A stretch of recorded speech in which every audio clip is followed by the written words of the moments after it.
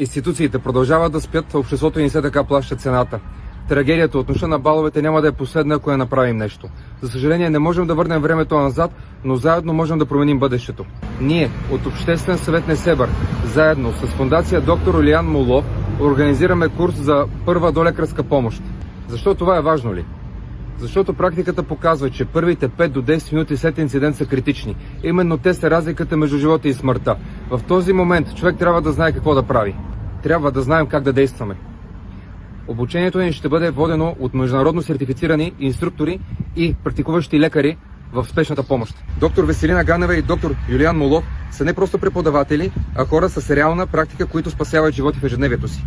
Изпратихме официална покана, структура и график до двете училища в община Несебър и се надяваме на техният бърз и положителен отговор, защото само чрез интеграция на този курс в образователната програма през оставащият един месец от учебната година ще достигнем до максимален брой ученици. Надяваме се на бърз и позитивен отговор, защото става въпрос за бъдещето на нашите деца. И тук се обръщаме към родителите. Когато институциите бездействат, отговорността е наша да направим всичко нужно, за да осигурим безопасността и здравето на децата.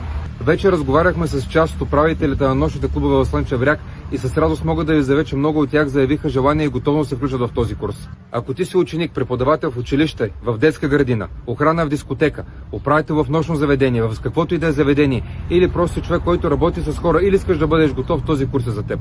Той ще се проведе в датата от 9 до 12 юни в град Несебър. Подробности може да получите на посочените телефон и имейл адрес. Местата са ограничени. Заради това ви молим да се запишете предварително. Сподели това видео и се включи в кампанията ни, за да бъдеш част от силата, която може да спаси живот.